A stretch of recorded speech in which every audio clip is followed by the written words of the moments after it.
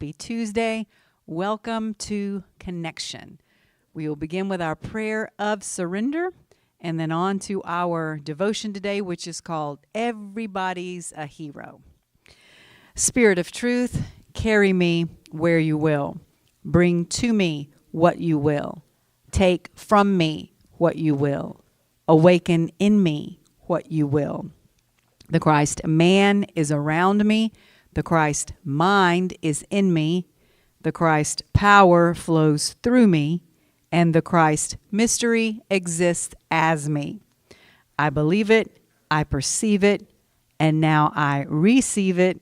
I am surrendered. Amen. And so it is.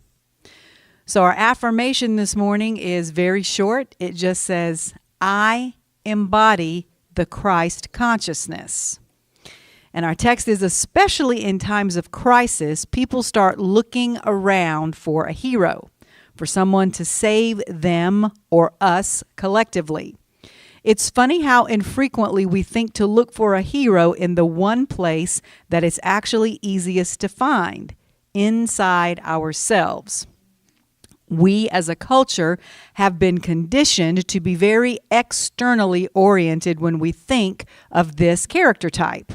There's an old Bonnie Tyler song, who remembers Bonnie Tyler from the 1980s, okay, that accurately describes our vision of a hero. It says he's got to be strong and he's got to be fast and he's got to be fresh from the fight. I need a hero. I'm holding out for a hero till the morning light. He's got to be sure, and he's got to be soon, and he's got to be larger than life. So that says a lot about our expectations and also about our level of self-confidence. Most of us don't think we could ever live up to that description. We don't think it's possible for us to show up for ourselves or for others in this way. So we look outside ourselves for someone else to swoop in and save the day. For much of humanity, Jesus is that hero. But right now, the world needs people who know how to do more than just call on the historical Jesus. It needs people who know how to embody Jesus. It's time for each of us to realize that through the Christ Spirit that lives in us, we can all be the hero of our own story. We can show others how to do the same. And we can collectively create an entirely new future for ourselves. All right, so our ending prayer is, God of clear vision, help me see myself as you see me today, as the hero of my own story. Amen. So increasingly, I read something, I went too far in my notes. One way, I meant to say this first, one way we can all become our own hero, as well as a hero for the rest of the people around us, our fellow man, is when we learn to compromise, which is what we're going to talk about today. Compromise is not a dirty word, but increasingly over the last decade or so, that's what it has become, somewhat of a dirty word to people, because it has come to mean in many circles and streams of thought a degrading of or a surrendering or abandoning of our core principles.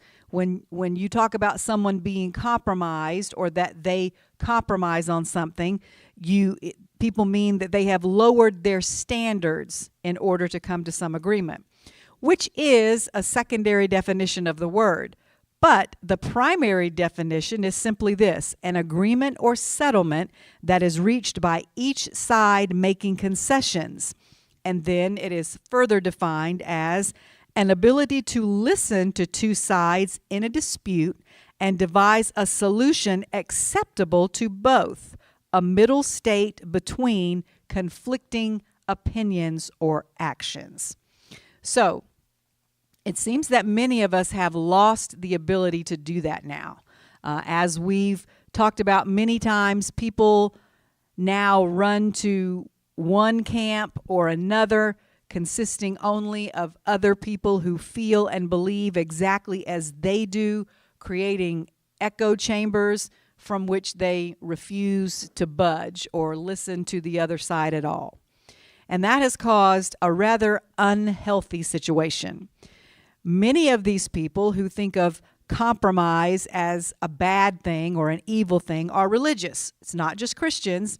Every single religion has their little group of extreme fundamentalists, and they believe that they are right and that their way, their path is the correct one, and all the others are wrong, and any slight deviation from the way they see it or believe it is compromise, in the sense of the secondary definition we talked about, degrading or somehow against what they believe to be the only way.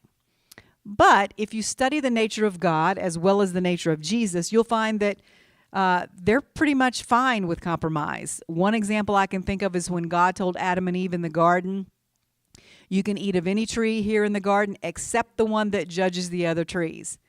So that's a form of compromise.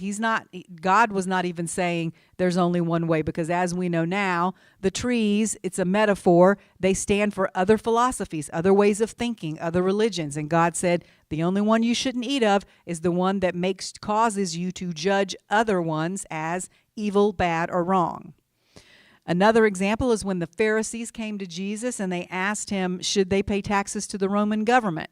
Now, at this time, the Jewish people were they were kind of under the thumb of the Roman government. They were occupied by the Roman government, and the Pharisees thought they were so smart because they thought they had cornered Jesus into asking an impossible question that he could not easily answer. Because if he said, yes, pay this to Caesar, then that would kind of align him with the Roman government, which they believed was wrong and they were fighting against. But he immediately comes back with the answer, give to Caesar what belongs to Caesar, but give to God what belongs to God. So what is that if not a compromise of sorts? All right, so my teaching today was inspired by a talk that I heard by our friend Andrew Martin, and it was called Unconditional Living versus Unconditional Loving, which I will read a few excerpts from in a moment. But first, let's just take a deep breath in and out and say our connection affirmation. Repeat it together. I allow perfect health in my body, perfect peace in my mind, perfect unconditional love in my heart, and the perfect divine timing of spirit to guide my life in thought, word, and deed. So also, before I start, I just want to say that I have learned a very important lesson over and over again in the process of listening to all these different teachers and lectures that I listen to all the time, these spiritual people guides, and that is this: I have not yet come across one that I agree with 100% of the time. But when I hear them say something that I disagree with, I don't automatically discount everything else that they've said that I do agree with and just throw them away and say I can't listen to them anymore. I just observe what it is that it's bringing up in me, and I use it as food for thought.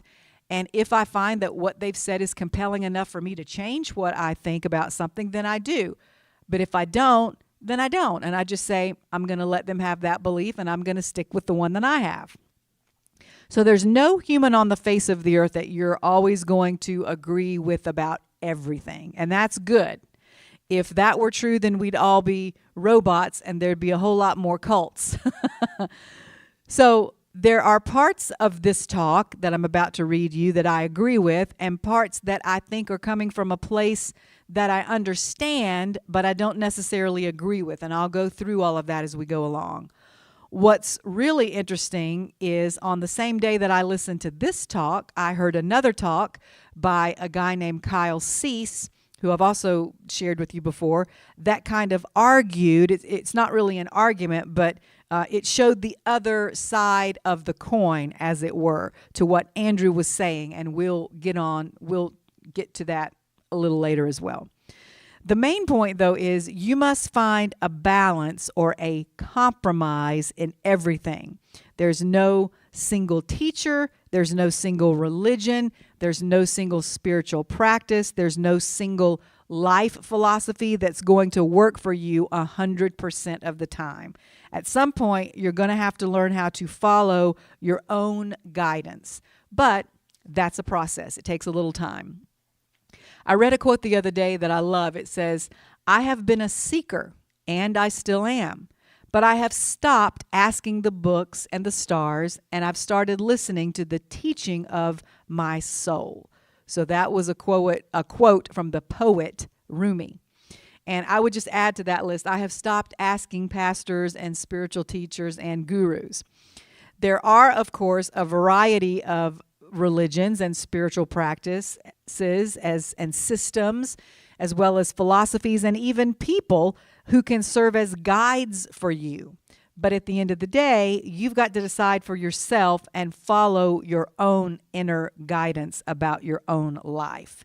However, as we'll also talk about today, getting to that place takes a certain level of maturity and a certain amount of experience. It is a compromise that in order to get this, you have to give that. All right, so here's an analogy. Children have parents for a reason. And just like a 5-year-old child can't be expected to make decisions with the wisdom of an adult, someone who is immature spiritually can't be expected to always make the best decision for themselves, which is why pastors and spiritual teachers and gurus still exist. But even then, as I said earlier, there's no one you should follow blindly 100% of the time. And the last thing I'll say before diving into the piece by Andrew is that just because I'm disagreeing more with one of these teachers and their teachings today and using it as an example that is the opposite of the other, please don't think I'm trying to say one is right and the other is wrong. That's not the point. In fact, I have heard both of these guys in other settings pretty much say the opposite of what they're saying in this teaching, which happens. If you speak long enough, you're going to contradict yourself. It's all about context and the fact that the truth, as we talk about so often, is held in the tension between opposites. Two seemingly opposing ideas can both be true at the same time. You just may need to apply them differently in different situations. And that's where the wisdom and the maturity and the experience come in. So in this piece, he begins by asking a series of questions, which I will read to you now. Number 1, who is in charge of your well-being?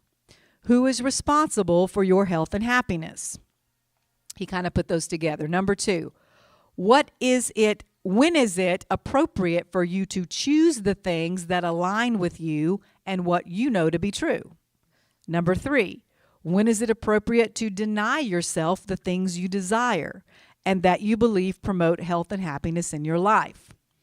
Number 4, do you require someone else's permission to be happy, healthy, balanced, and thriving? And then he goes into an explanation of why he thinks these are important questions for you to ask yourself. And it kind of gives some background information about where he's coming from and the thought process that led him to give this particular talk. He talks about a client of his that he's been counseling privately who has a situation going on in her life that's taking up a lot of her emotional energy. And she feels like she can't really be happy again until this particular situation is resolved. And he was trying to help her get to the bottom of why she feels this way. So he asks her, is this story you've been telling yourself really true? The story that A, B, and C have to be checked off on this emotional to-do list you've made for yourself before you can get back to enjoying your life. Is that really true? And then he went into a story about himself, that he had a day off recently where he had no clients to see and no other work to do, and what he really wanted to do was to play video games all day. But he went through what he describes as 4 hours of mental torture, arguing with himself about how he, as an adult, shouldn't be playing video games, and because he hadn't done anything productive first. He was reminding himself of all the projects he had started and hadn't finished that he could be working on instead. And then he said he had a moment of clarity where he said to himself, and I'm quoting him now, "I am a 50-year-old man. I owe nobody anything. No one is waiting on me for anything. There is literally no reason at all that I can't spend the bulk of the day playing video games. And yet, here I am, all worked up, arguing with myself, tied in knots, about the simple fact that I just want to enjoy playing video games today." There was a voice inside my head telling me that I had to complete all of these other things before I could possibly even think about having fun or enjoying my day. So then he goes into where that voice in him had come from about the video games, and in his client, a feeling that she really couldn't go on happily, at least, until a certain circumstance was resolved exactly the way she wanted it to be resolved. And he asks himself why. So many of us make our well-being, our happiness, our joy, our inner peace, and our relaxation conditional. And what he comes up with are some questions that he then asked his client as well as himself in order to get to the heart of where this voice inside both of them is coming from. The first question he asked is, as a child, were you told you had to eat your vegetables before you get your dessert? The next question was, were you perhaps told that you had to take out the trash before you could do something fun, or that you had to complete a list of chores before you could relax and enjoy yourself? Then he continues, certainly it is important for a child to understand responsibility, and you must teach him that. And it is also important to instill in a child the idea that sometimes in life we've got to do some things we don't necessarily want to do. But when did we decide culturally that well-being has to come at a price? When did we decide that all the pleasure, fun, joy, etc. needed to cost us something? When did we decide that it needed to be a transactional experience? So I'm listening to this talk and I'm with him so far. Yes, I believe we should prioritize and that we are responsible for our own health and well-being, and no, we shouldn't always view getting to do something we want to do only as a reward for doing something that we don't enjoy doing. But then the next part he goes into gets a little murky for me, and I'll tell you why. First, let me share what he said. He says, what message does this send to a child? I think what it tells the kid is that well-being and feeling good is an indulgence, and that struggle, suffering, and doing things we don't want to do will always have to be a priority over our well-being.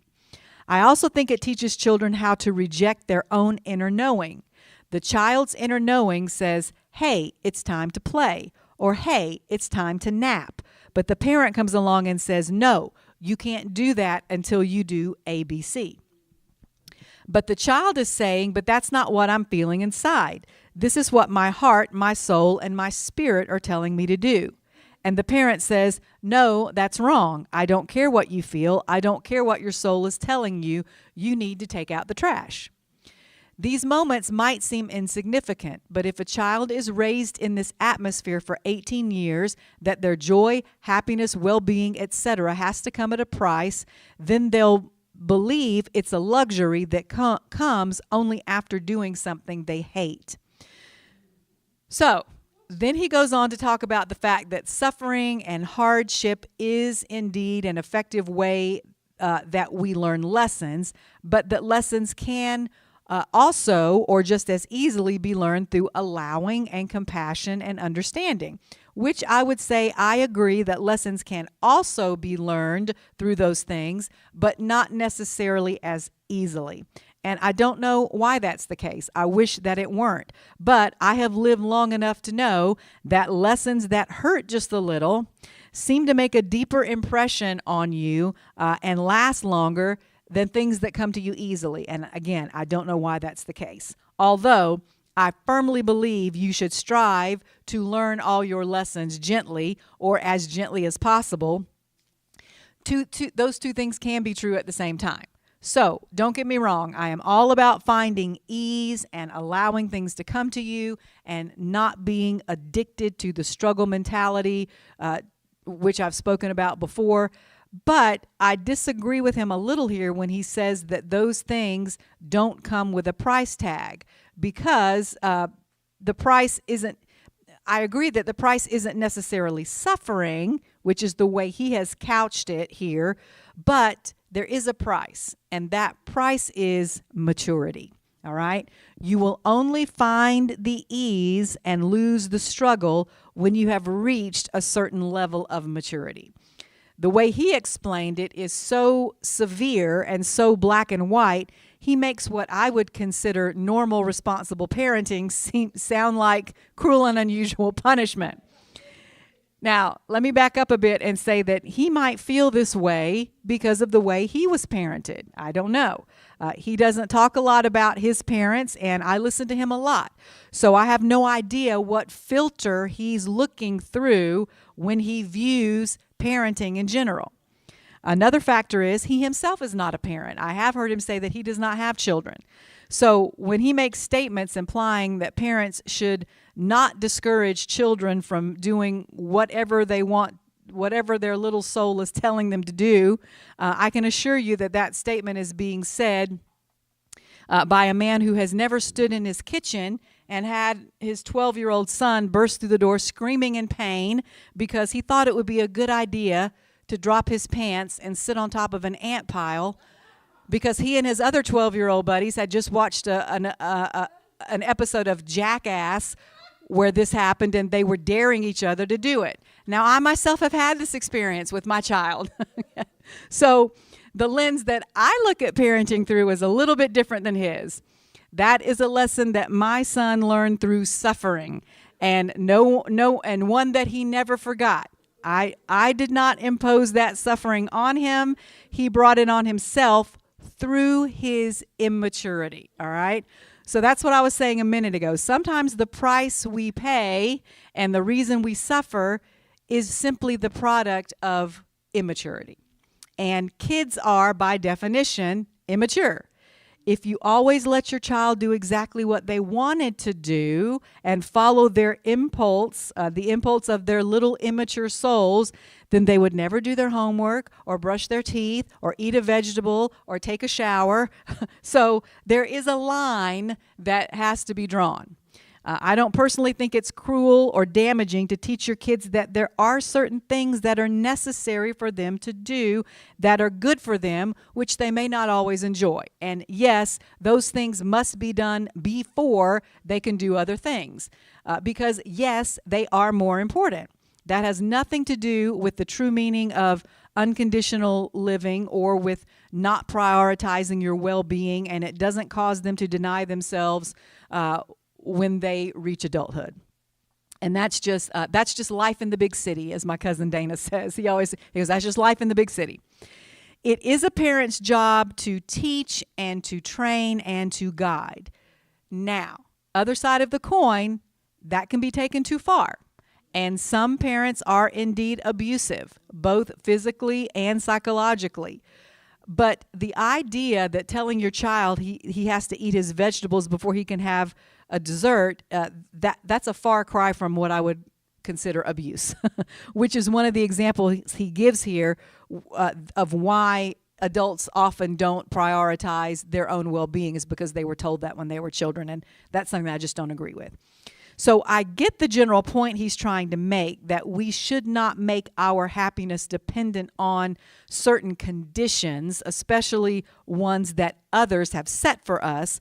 I just think, as I said, the lens he's looking through it might be causing him to have an incomplete picture of things because while struggle isn't always necessary for growth, sometimes it is, all right? Well, let's switch out the word struggle with discomfort. Sometimes discomfort is indeed necessary for growth. And this idea that you don't ever have to do anything you don't want to is just unrealistic in the world that we live in. Following your heart and your own inner guidance is wonderful, and it is the ultimate goal. But it's only productive when it is coupled with maturity and the ability to self-govern. We've talked about this before too. If you don't learn to properly govern yourself, then someone else will. If you keep breaking the law, the police, the judicial system will govern you for yourself. Okay, so if you don't learn to govern, that's why it is advantageous for you to learn to govern yourself so that someone else will not have to. Like I've said before, yeah, you can say anything you want to anybody, but that doesn't mean you're free from the consequences of how they will react or respond to you. So, we've talked about if you don't learn how to properly govern yourself, then someone else will do it for you, and it is the parents' job to teach their children to self-govern. Now, again, some parents take it too far and they micromanage every decision that a child makes up until they leave home, and that's not healthy either. Optimally, kids are given more and more freedom and the ability to decide things for themselves little by little as they get older and show that they can be responsible with that decision making. And some kids just naturally learn faster than others. You're going to have to decide that for your child. But at some point, they will learn that certain actions have certain consequences, and it's much easier to learn that under the loving guidance of a parent than after they're out on their own without any sort of a safety net. So this picture that Andrew Martin is painting of what he calls unconditional living, which is basically not settling, not compromising for anything other than doing exactly what you want when you want it and not letting others set the conditions for your happiness. While it's possible, it also requires a certain level of maturity and self-governance. And I'm not sure he makes that completely clear in this talk of his. If you go back to his opening set of questions, one of them is, do you require someone else's permission to be happy, healthy, balanced, and thriving? And I would say, I get what he's saying here, that those things are ultimately your own responsibility, but it's not so much about needing the permission of others as it is about needing their support. No man, no woman, no person is an island. We're all connected and interconnected, and therefore we have to live in relationship with one another. And when you have a relationship on any level, there's a certain degree of implied compromise in order to get along and for life to run smoothly. So it's not always about doing exactly what you want when you want, not feeling the need to meet certain conditions of others. Consideration of others is not the same thing as settling for less. Just because you're considering someone else's feelings or how whatever you want to do is affecting them, that doesn't mean you're compromising your values or settling for less. That's part of the scarcity mentality, that in order for me to give them what they want, I must deny myself something that I want. Maybe in some cases, but not necessarily. Compromise doesn't always mean losing, which is one of the ways this concept of unconditional living can be misunderstood if it's not being viewed through the lens of a mature person who has learned how to self-govern. So that's why I disagree with him a bit about the cause of adults not prioritizing their well-being being the result of their parents simply teaching them how to self-govern. A child shouldn't follow his own inner guidance until he has reached a certain level of maturity because, as I've pointed out, that can lead to missing school for 3 days because you're having to lie face down on a couch while you're behind heels from 100 ant bites, like my son did. So, similarly, until you are spiritually mature, you shouldn't try to live unconditionally because that usually turns into some version of treating other people any way you want in the name of your inner personal truth or shirking your responsibilities to others in the name of not letting them cross your boundaries, which we've also talked about recently. That's not an excuse. Setting boundaries is not an excuse for you to just treat other people badly and say, well, I'm protecting my peace. No, you're treating them badly in the name of protecting your peace.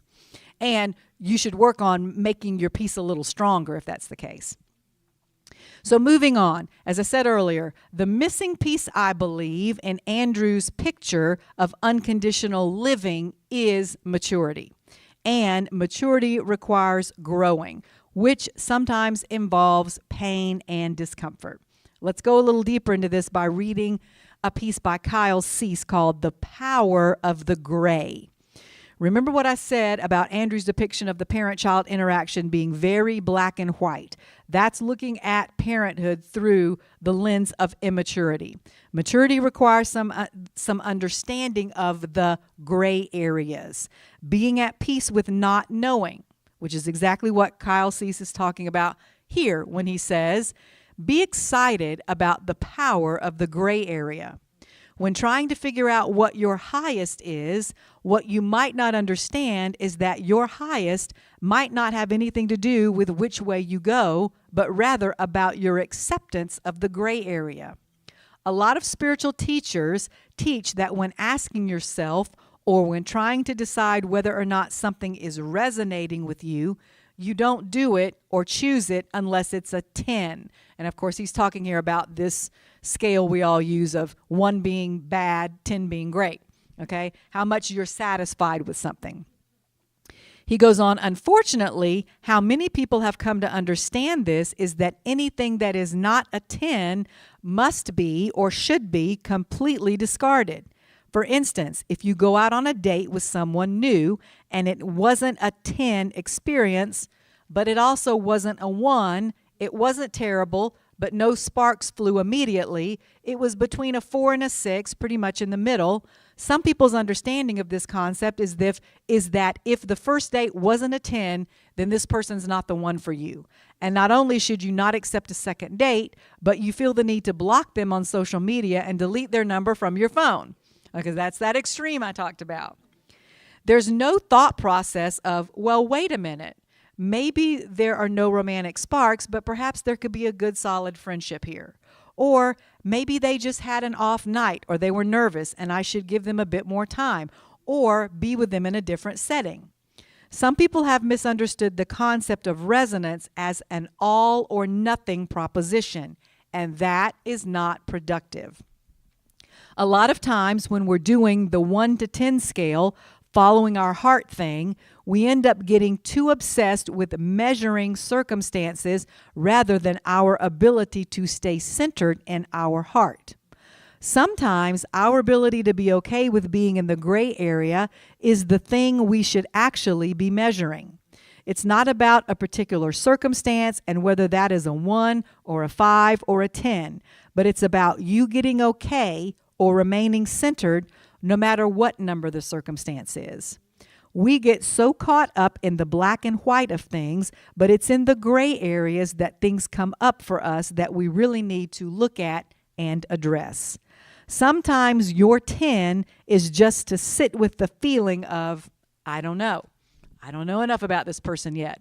I don't know enough about this situation yet. You know, my brother says that a lot. When people ask you a question, if you don't, instead of you giving some answer that you're not sure of because you don't want to feel like you're stupid if you don't know the answer, it's perfectly okay to say, I don't know enough about that to speak on it.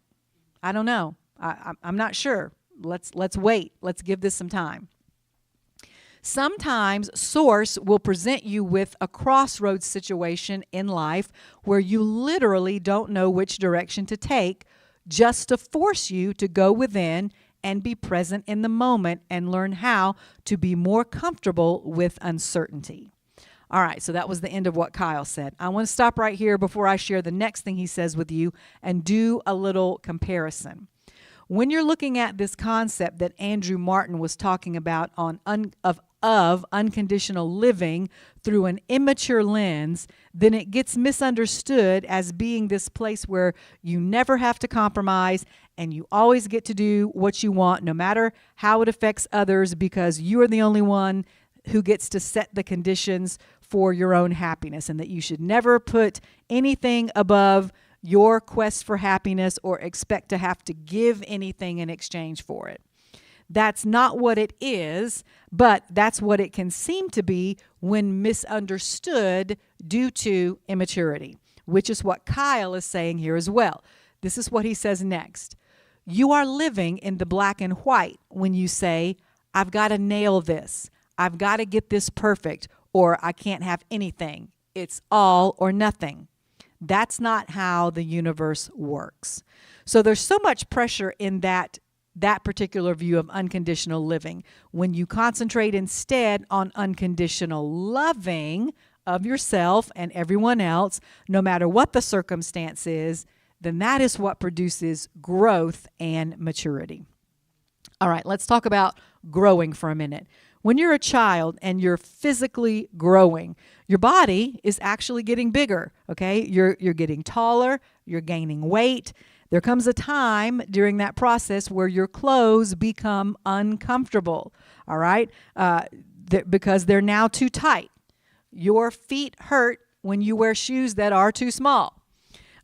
I want to stop here and tell a little story, another story about my older son.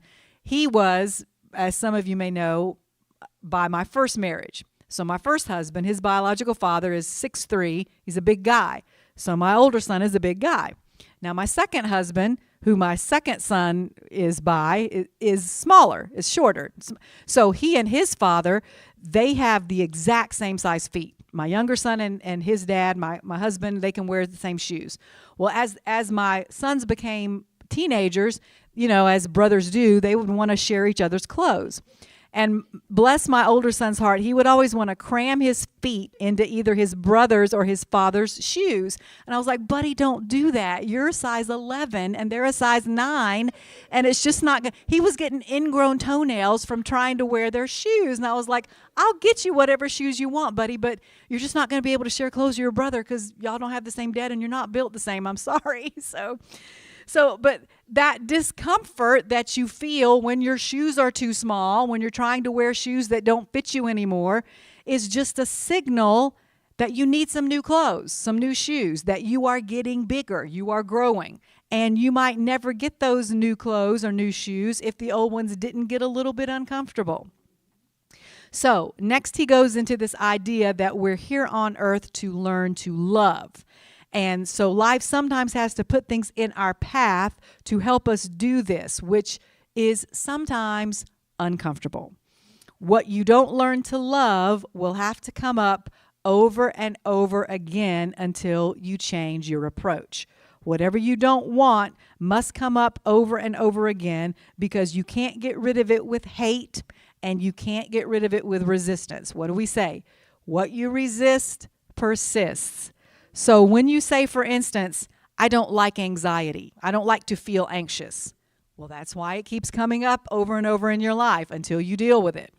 Because by not loving and accepting it, you're saying, I'm going to deal with this through my ego. I am not going to merge with God and embrace everything as it is.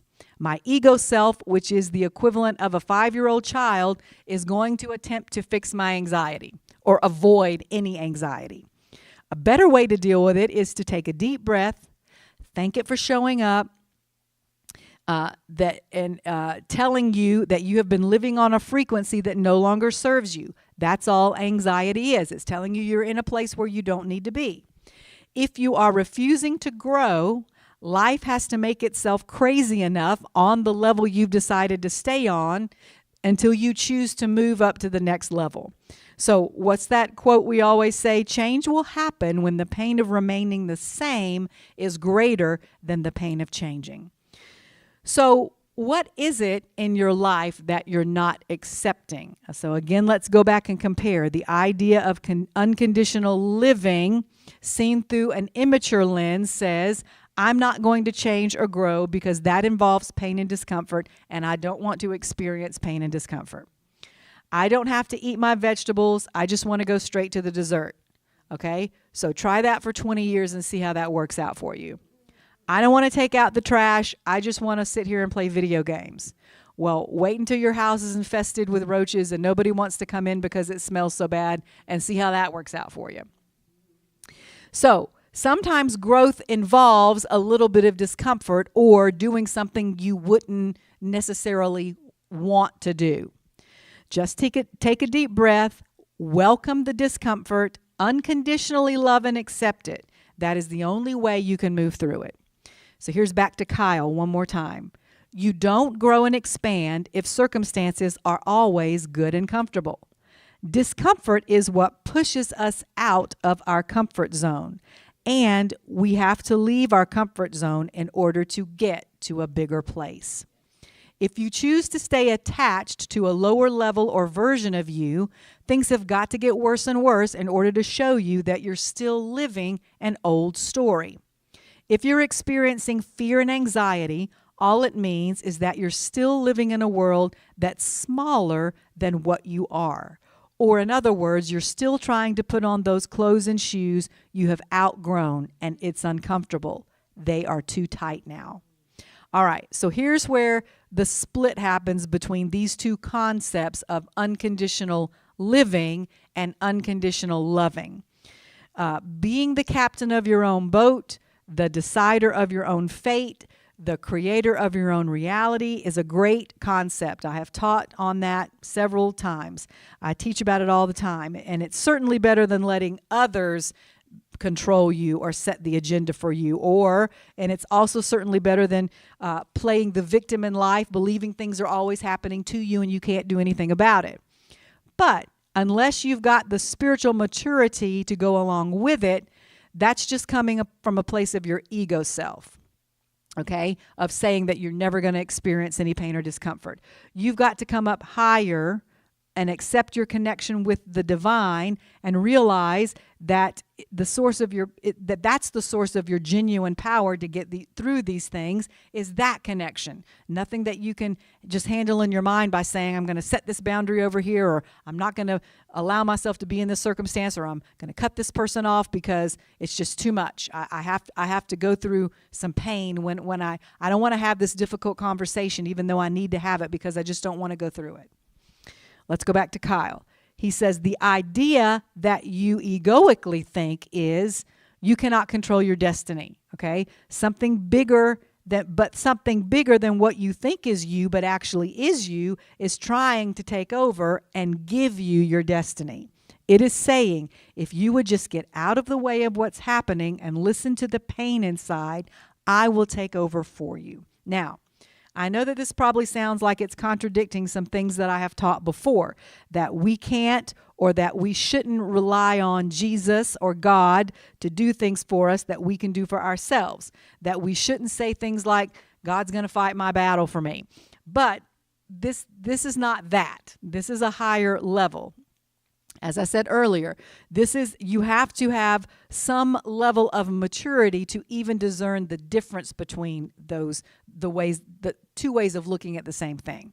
This is moving into that stage we talk about of letting God move through you, not just around you and in you, but through you and as you.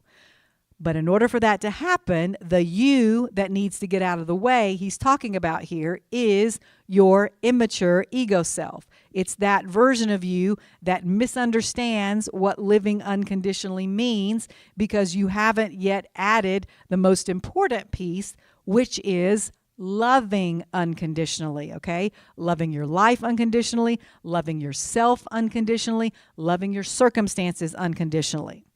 All right, once more back to Kyle. He says, it was an old consciousness that taught us change your thinking, change your life. That was, at one time, awesome. What I'm offering you now is even higher because what it has for you is better than anything you, in your egoic state, could come up with. Life is putting you in a place of intense surrender so God can delete the old patterns that needed to be understood at one point, but which now no longer serve you. So, are you seeing the difference here? This idea of living unconditionally can have a little bit of defensiveness to it, almost like, you're not the boss of me, or I decide my own fate, which again is better than letting others decide it for you, but there is a much higher level of understanding it, and that level is so much more rewarding. If you'll remember, I've talked to you before about this book of Joe Vitale's called Zero Limits, and in that book, he describes it like this. I've learned that it's possible to reach a place inside ourselves where there are zero limits.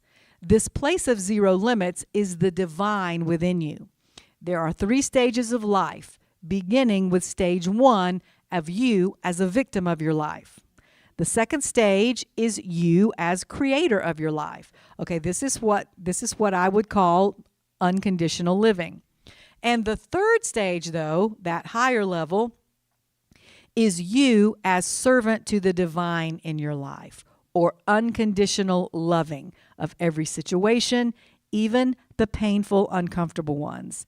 In this last stage is where miracles occur.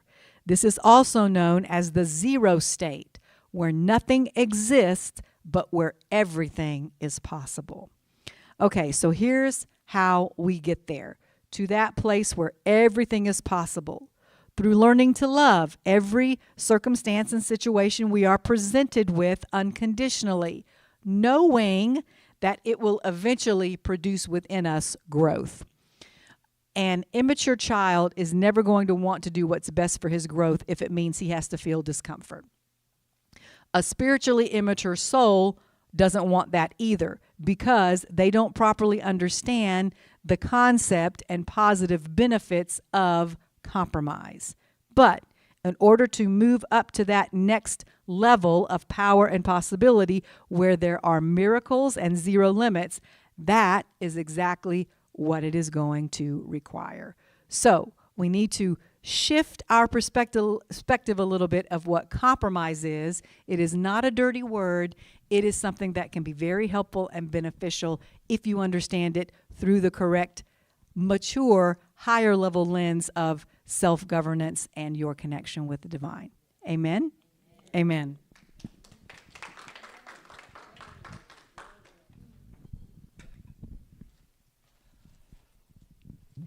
Blessed always, blessed always, for the arms of God surround us. Let our joy be so triumphant that we rest in God and say amen. Blessed always, blessed always, for the arms of God surround us. Let our joy be so triumphant that we rest in God and say amen. Amen. Be at peace. Have a wonderful week. I love you. We'll see you next week.